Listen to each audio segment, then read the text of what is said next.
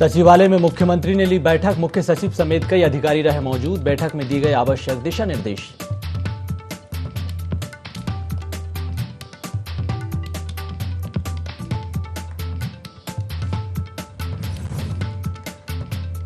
तेज आंधी तूफान के कारण झील में खड़ी कई नाव आपस में टकराई। 40 से ज्यादा नाव को नुकसान। कड़ी मशक्कत के बाद लोगों को सकुशल बचाया।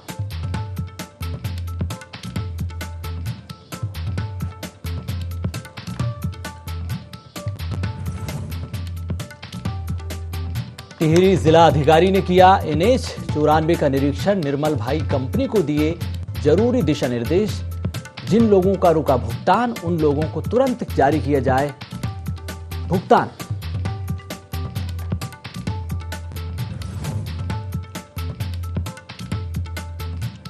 हरिद्वार जिले की सभी सरकारी राशन दुकान हुई ऑनलाइन। अब बायोमेट्रिक पद्धति से किया जाएगा राशन का वितरण।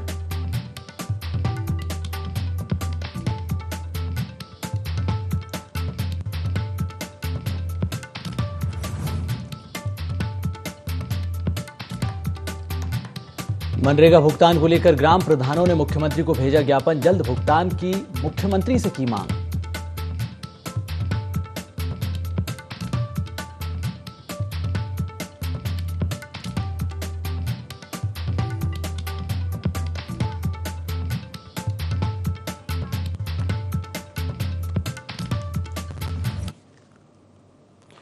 नमस्कार, देवभूमि लाइव देख रहे हैं आप। मैं हूं आपके साथ सोनू सेन। मुख्यमंत्री पुष्कर सिंह धामी ने 4 धाम यात्रा पर संतुष्टि जताई है। उन्होंने कहा कि इस बार यात्रा में यात्रियों की संख्या बढ़ाई गई है, जिससे कि तीर्थ यात्रियों को किसी प्रकार की कोई परेशानी ना हो। लगातार श्रद्धालुओं की संख्या में इजाफा हो रहा है। मुख्यमंत्री ने कहा है कि यात्रा की जो व्यवस्थाएं हैं चाक चौबंद कर दी गई हैं। किसी भी प्रकार की समस्या किसी श्रद्धालु को ना हो, इसके लिए भी प्रशासनिक स्तर पर व्यवस्था के निर्देश दिए गए हैं। यात्रा के लिए ऑनलाइन रजिस्ट्रेशन भी बड़ी संख्या में किया जा रहा है। उन्होंने कहा कि यात्रा को सुगम और सरल बनाने के लिए सरकार हर संभव प्रयास कर रही है।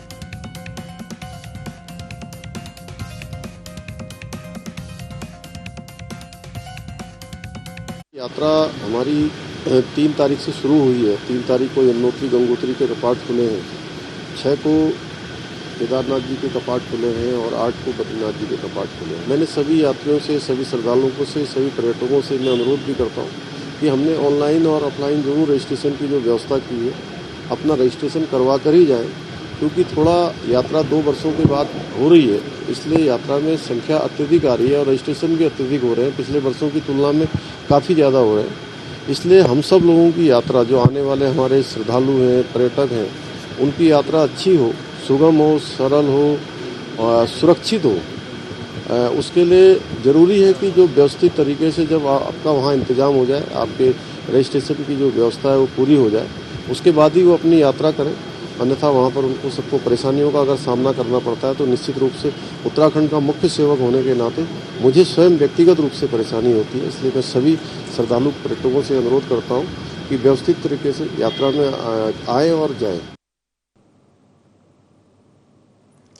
उत्तराखंड की चंपावत विधानसभा सीट पर उपचुनाव होने हैं, जिसको लेकर सूबे के मुख्यमंत्री पुष्कर सिंह धामी ने चंपावत में नामांकन करने के बाद वापस राजधानी देहरादून लौटकर चंपावत की जनता का आभार व्यक्त किया। उन्होंने कहा कि चंपावत क्षेत्र उनका काफ़ी पुराना क्षेत्र रहा है, काफ़ी लगाव चंपावत से उनका है। यही वजह है कि चंपावत के लोगों ने नामांकन के दौरान बड़ी संख्या में पहुंचकर उनका उत्साह बढ़ाया है। चंपावत क्षेत्र की जो महान जनता है, उन सभी का बहुत धन्यवाद करता हूँ। कल मैंने विधिवत रूप से वहाँ पर अपना पर्चा दाखिल किया, नामांकन पत्र भरा है। पूरी तरह से मैं संकल्प लेता हूँ, मैं उस क्षेत्र की सेवा करूँगा और उस क्षेत्र की सेवा करने के लिए मैं तैयार हूँ। मेरे लिए कोई वो क्षेत्र नया नहीं है। मेरा बचपन में वहीं खेला हूँ, पढ़ा हूँ, बड़ा हुआ हूँ, तो वहाँ की सभी बातों को अच्छी तरह से जानता हूँ। सबके साथ मिलकर एक आदर्श चंपावत बने, अच्छा चंपावत बने। वहाँ पर विकास की बहुत संभावनाएं हैं, अपार संभावनाएं हैं। पर्यटन के क्षेत्र में, उद्यान के क्षेत्र में, अनेकों क्षेत्रों में, शिक्षा, चिकित्सा, रोडों की कनेक्टिविटी, इंटरनेट की कनेक्टिविटी, उन सभी पर काम करना है। नैनीताल में मंत्री धन सिंह रावत ने शिक्षा विभाग की समीक्षा बैठक की है, जिसमें अधिकारी शामिल हुए हैं। विभाग के अधिकारियों को आवश्यक निर्देश भी दिए गए हैं और शिक्षा के उन्नयन को लेकर यह समीक्षा बैठक हुई है। इस अवसर पर नैनीताल सीईओ ने मंत्री को शिक्षा व्यवस्था के संबंध में आवश्यक जरूरी जानकारी उपलब्ध कराई है। उधम सिंह नगर सीईओ ने जनपद में संचालित विद्यालयों के संबंध में ये महत्वपूर्ण जानकारी दी है। कैबिनेट मंत्री डॉक्टर रावत ने वन क्षेत्र में भवनों का निर्माण शुरू कराने की बात कही है। उन्होंने शिक्षा विभाग के जो पद खाली हैं उनमें भी विभागीय परीक्षा और आयोग को अधिचयन प्रस्तुत कर पद भरने की बात भी कही है। उन्होंने कहा है कि आगामी 100 दिनों के भीतर विद्यार्थियों के बैठने की व्यवस्था की जाए, फर्नीचर को दुरुस्त किया जाए। इसके साथ ही कई और महत्वपूर्ण जानकारियां भी साझा की गई। इंटरमीडिएट तक के बच्चों को निःशुल्क किताबें दी जाती और लड़कियों को एक साइकिल दी जाती। इस बार हमने अभिनव प्रयोग ये किया है कि प्रत्येक प्राइमरी स्कूल में 5,000 रुपये हम खेल के लिए दे रहे हैं और 5,000 रुपये पुस्तकालय के लिए दे रहे हैं। जूनियर हाई स्कूल में 10,000 रुपये दे रहे हैं। हाई स्कूल में हम 15,000 रुपये दे रहे हैं और प्रत्येक इंटर कॉलेज को 20,000 रुपये दिए जाएंगे ताकि वो स्कूलों में एक पुस्तकालय बना दें और खेल की सामग्री दे दें। प्रत्येक स्कूल को शौचालय से लेके बिजली का कनेक्शन से लेके कंप्यूटर से लेके और स्मार्ट क्लास तक हम प्रत्येक इंटरमीडिएट कॉलेज को दे रहे हैं। उत्तराखंड के कई जिलों में तेज हवा और आंधी के साथ बारिश हुई है, जिससे कई इलाकों में जनजीवन अस्त व्यस्त हो गया। टिहरी में भी आंधी तूफान के कारण बांध की झील में खड़ी कई नाव जो कि आपस में जा टकराई, जिसके चलते कई नावों के इंजन जो कि टिहरी झील में डूब गए हैं। टिहरी झील में तूफान से 40 से अधिक नावों को नुकसान पहुंचा। झील में आया तूफान इतना तेज था कि बोट में बैठे यात्रियों को नाव चालकों ने कड़ी मशक्कत के बाद सकुशल बचाया है। बताया जा रहा है कि 6 साल बाद टिहरी झील में इतना भयानक तूफान आया। नावों को हुए नुकसान को लेकर चालकों ने जिला प्रशासन से मदद की मांग की। नाव को नुकसान पहुंचाने से उनके सामने रोजी रोटी का संकट भी खड़ा हो गया, ये भी चालकों ने कहा है। नाव चालकों ने टिहरी झील विकास प्राधिकरण पर भी कई गंभीर आरोप लगाए हैं।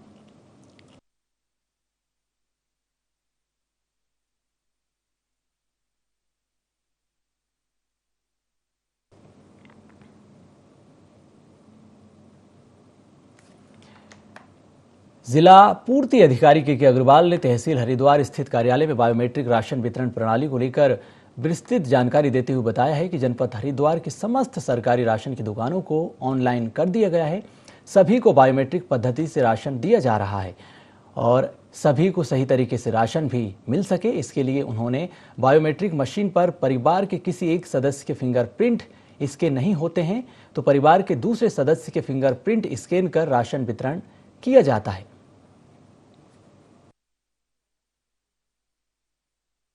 समस्त उचित दुकानों को जो है ऑनलाइन किया है और सभी को बायोमेट्रिक और जो है लैपटॉप उपलब्ध कराए हैं।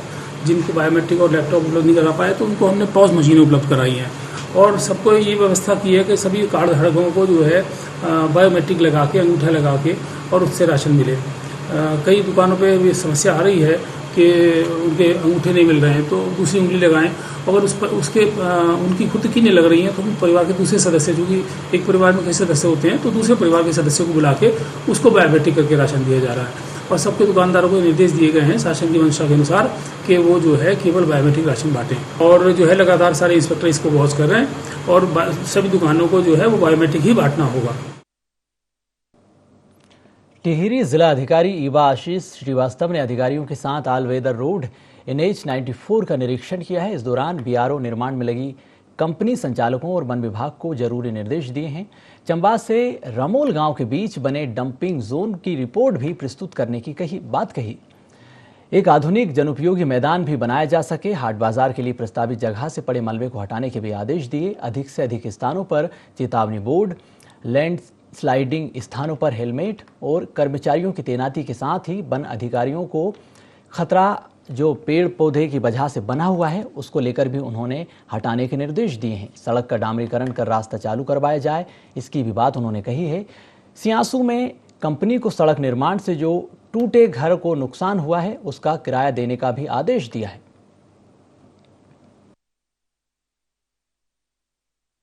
ऑल वेदर रोड के निरीक्षण इसलिए किए गए क्योंकि कई जगह कटिंग का काम पूरा नहीं हुआ है और उसकी वजह से कई बार रास्ता ब्लॉक हो रहा है।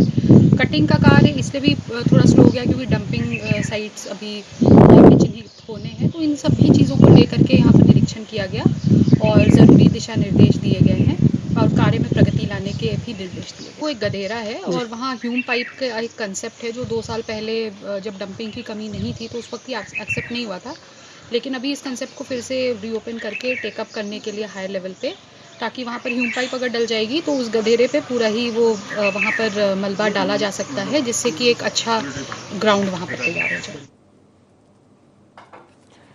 मुख्यमंत्री पुष्कर सिंह धामी अधिकारियों की बड़ी बैठक ले रहे हैं। तो बड़ी खबर आपको बता दें, सचिवालय में ये बड़ी बैठक हो रही है जिसमें सुशासन को लेकर चर्चा की जा रही है। मुख्य सचिव समेत कई बड़े अधिकारी इस बैठक में मौजूद हैं और मुख्यमंत्री पुष्कर सिंह धामी जो कि सुशासन व्यवस्था को लेकर काफी गंभीर नजर आए हैं। मुख्यमंत्री ने कहा है कि अधिकारियों को लेकर जिस तरह से लापरवाही बरती जा रही है उस पर कोई कोताही बर्दाश्त नहीं की जाएगी। सभी विभागों की लगातार समीक्षा बैठक हो रही है, मॉनिटरिंग की जा रही है। ढिलाई बरतने पर कर्मचारियों पर भी शिकंजा कसा जाएगा, नकेल कसी जाएगी। तो बड़ी खबर आपको बता दें, मुख्यमंत्री पुष्कर सिंह धामी जो कि विभागीय समीक्षा बैठक कर रहे हैं और उन्होंने कहा है कि सभी विभागों की बाकायदा मॉनिटरिंग की जा रही है। विभाग किस तरह से काम कर रहे हैं, योजनाओं को लेकर विभाग कितने गंभीर हैं और जो सचिव हैं उनको भी मुख्यमंत्री ने आवश्यक दिशा निर्देश दिए हैं कि सरकार की योजनाओं को जनता तक पहुंचाया जाए। और सरकार बने प्रदेश में पुष्कर सिंह धामी को 1 ही महीने हुए हैं और एक्शन मोड में मुख्यमंत्री नजर आ रहे हैं, विभागीय समीक्षा कर रहे हैं और अधिकारियों के साथ योजनाओं की समीक्षा की जा रही है। जो पुरानी योजनाएं हैं सरकार की उन पर भी मंथन हो रहा है। इसके अलावा जो नई योजनाएं सरकार चला रही है उनकी मॉनिटरिंग को लेकर भी अधिकारियों से विभागवार समीक्षा की जा रही है। उन्होंने अधिकारियों को सख्त निर्देश दिए हैं कि अगर किसी भी प्रकार की ढिलाई बरती जाएगी तो सख्त कार्रवाई होगी।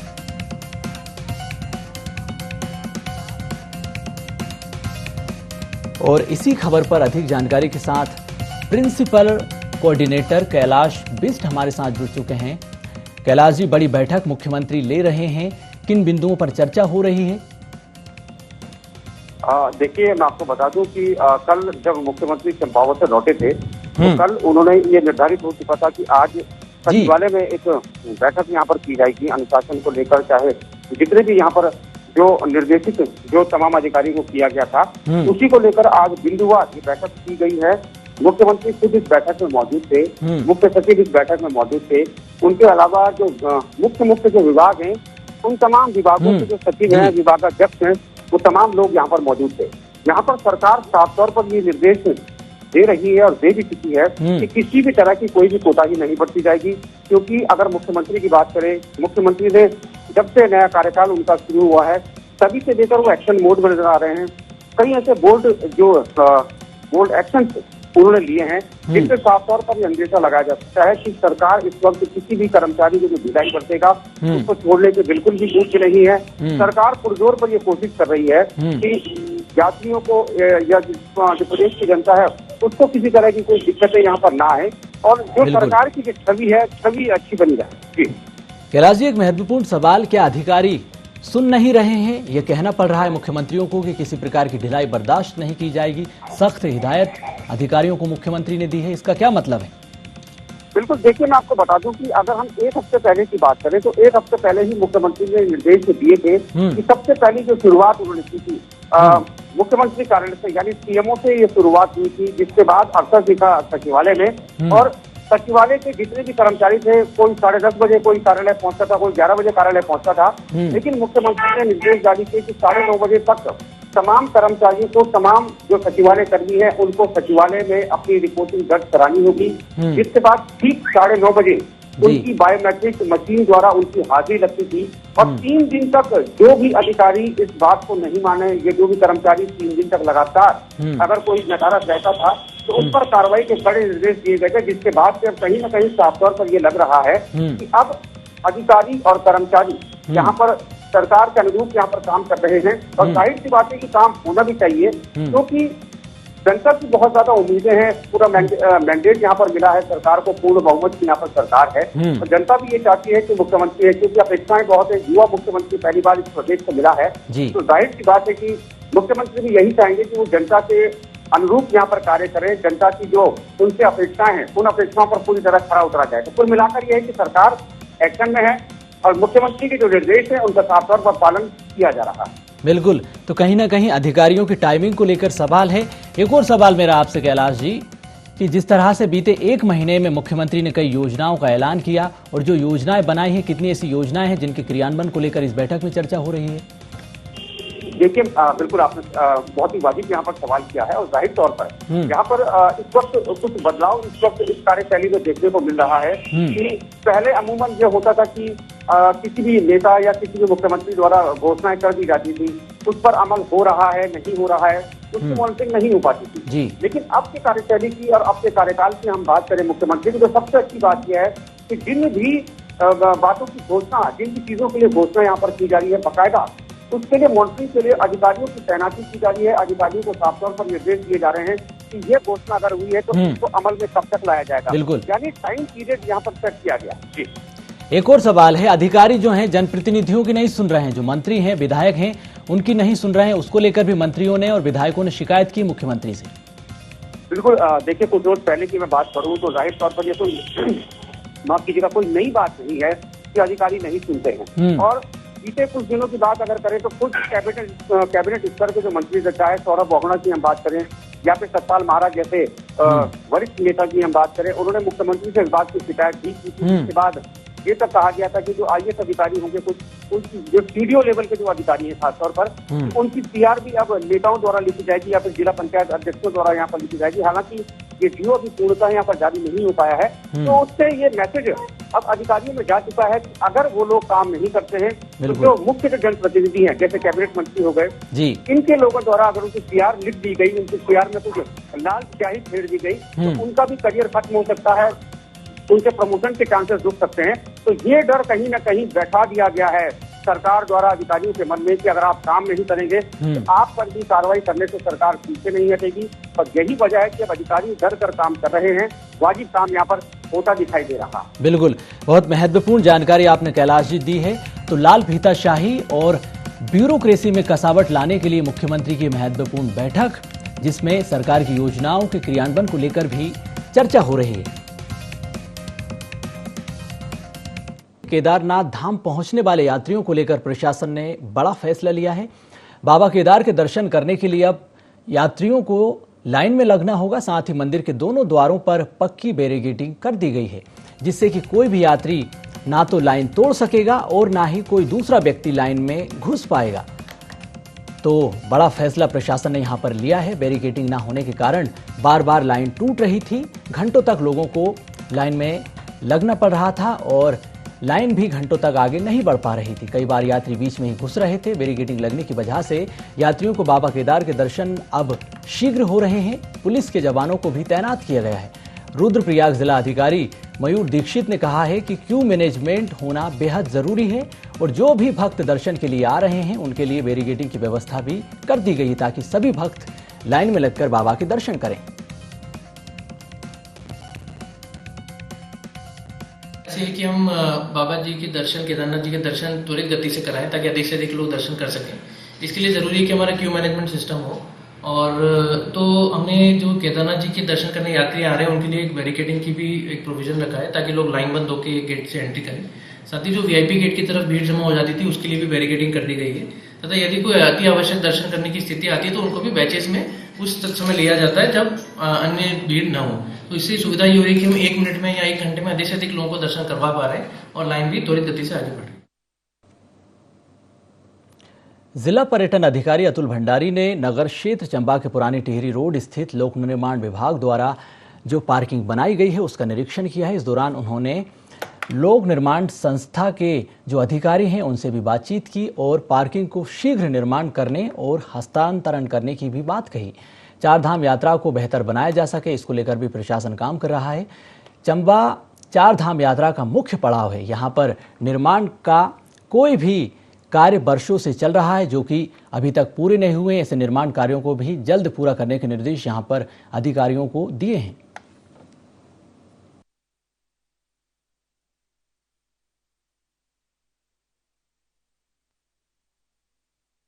इंस्पेक्शन तो यहाँ पे कार्य दिख रहे हैं। कार्य अभी कुछ कार्य तो चल रहे हैं, बाकी संतोषजनक कार्य है। यहाँ पे कुछ कार्य अभी वर्किंग की रिपोर्ट रही है, उसके बाद फिर हैंडओवर की कार्रवाई शुरू हो जाएगी। रुद्रप्रयाग जिला कार्यालय और जिलाधिकारी आवास के निकट के जंगल में अचानक भीषण आग लग गई। घंटों की कड़ी मशक्कत के बाद डिस्ट्रिक्ट डिजास्टर मैनेजमेंट फोर्स की टीम ने आग पर काबू पाया है। तो दूसरी ओर बारिश होने के बाद भी जंगलों में लगातार आग लग रही है। घटनाएं थमने का नाम नहीं ले रही है। रुद्रप्रयाग के जंगलों में अभी भी आग लगी हुई है। कुछ दिन पूर्व बारिश भी हुई थी, लेकिन 1-2 दिन तक धूप के बाद फिर से जंगलों में भीषण आग की घटनाएं शुरू हो गई। जिलाधिकारी मयूर दीक्षित ने कहा है कि मौसम शुष्क होने के कारण आग की घटनाएं घटित हो रही हैं। मौसम खुश्क होने की वजह से काफी आग की घटनाएं हो रही थी। आज भी एक आग की घटना का ज्ञात हुआ था, लेकिन उस पर काबू पा लिया। बद्रीनाथ धाम का कपाट खुलने के दिन मंदिर के पूजा काउंटर से 92,000 रुपए की चोरी की खबर सामने आई है। 8 मई को बद्रीनाथ धाम के कपाट खोले गए थे। इसी दौरान काउंटर पर काफी भीड़ होने का फायदा उठाकर चोरों ने 92,000 रुपए पर हाथ साफ कर दिया। जिसके बाद काउंटर पर ड्यूटी कर रहे कर्मचारी ने चोरी की सूचना मंदिर समिति अधिकारियों को दी, जिसके बाद थाने में चोरी की शिकायत दर्ज कराई। पुलिस ने जांच शुरू कर दी है। जो लोग दर्शन के पश्चात बाहर आते हैं, परिक्रमा होते हैं, बाहर भी निकलते हैं, तो वहाँ पर हनुमान जी का संगमरमर में हनुमान जी के मंदिर में समिति द्वारा छोटी सी काउंटर लगाई है, ताकि यात्रियों की सुविधा पर रस न हो करके वहाँ पर अपनी पूजा लिखा दें या दान दें, उसकी पूजा रख दें। ओपनिंग का डेट का था 8 तारीख को। बहुत रस थी परिसर में, संक्रांत है परिसर बहुत रस थी। प्रदीप बिस्क नाम के हमारे कर्मचारी थे जिसकी ड्यूटी थी, तो उनका ये वर्जन आए थे। सब भीड़ में काफ़ी भीड़, डोनेशन दिखाने वाली भीड़ होती, अपने काम में वो व्यस्त थे। तभी उनको ये आवाज़ हुआ कि एक आदमी काउंटर हाथ लंबा करके थोड़ी सी खुली हुई थी, अपना कुछ ले जा रहा है। जब तक वो अपना ध्यान उस तो जाते थे, तब तक उनका साथ ले गई थी। जब उनसे जानकारी मिली, रिपोर्ट करी, उन्हें ऑफिस में रिपोर्ट कर दी। लगभग वो 500 की 2 गुटियाँ थी, लगभग 92,000 की लगभग थी। तुरंत उनके समिति के द्वारा पुलिस में एफआईआर लॉन्च भी की है। अल्मोड़ा के द्वारा हाट में ग्राम प्रधानों की बैठक हुई, जिसमें ब्लॉक प्रमुख दीपक किरोला भी मौजूद रहे हैं। बैठक में निर्णय लिया गया कि मनरेगा कार्यों का भुगतान किए बिना कार्य नहीं किए जाएंगे। सभी ने एकमत होकर केंद्र सरकार की अमृत सरोवर योजना का बहिष्कार करने का फैसला किया। यही नहीं, मनरेगा भुगतान को लेकर जल्द कार्रवाई नहीं होने पर इसका विरोध सड़क से सदन तक किए जाने की बात कही गई। इस संबंध में सीएम के नाम पर खंड विकास अधिकारियों को भी ज्ञापन सौंपा गया।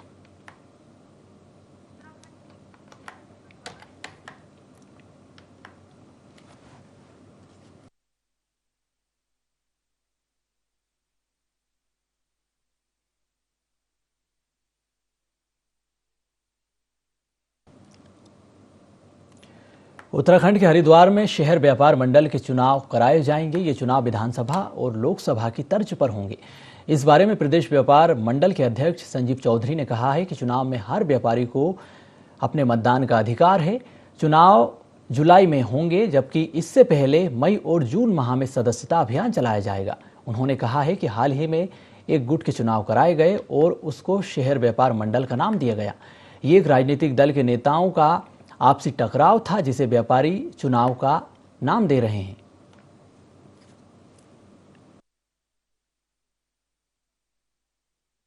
व्यापारी लगातार पिछले कई दशकों से व्यापार मंडल के चुनाव की मांग करते आ रहे हैं। उत्तर प्रदेश के जमाने से लेकर उत्तराखंड बनने के 22 वर्ष बाद भी व्यापारियों की डिमांड पूरी नहीं हो पाई है।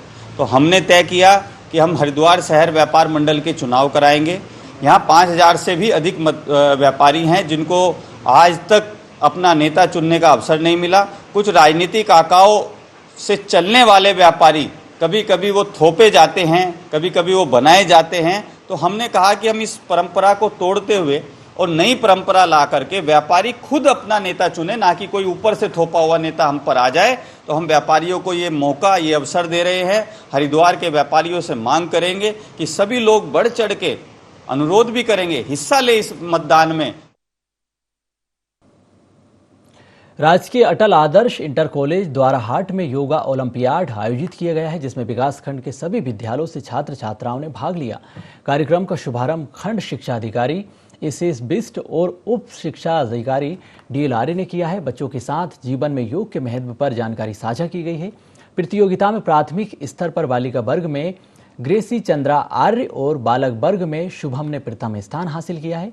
जूनियर वर्ग में रवि पांडे, बालिका वर्ग में पलक जीना जो कि पहला स्थान उन्होंने हासिल किया है। सीनियर वर्ग में मनीष बिस्ट और बालिका वर्ग में रुचि पांडे पहले स्थान पर रही हैं। वहीं सभी विद्यार्थी 20 मई को जिला स्तर की प्रतियोगिता में भी भाग लेंगे।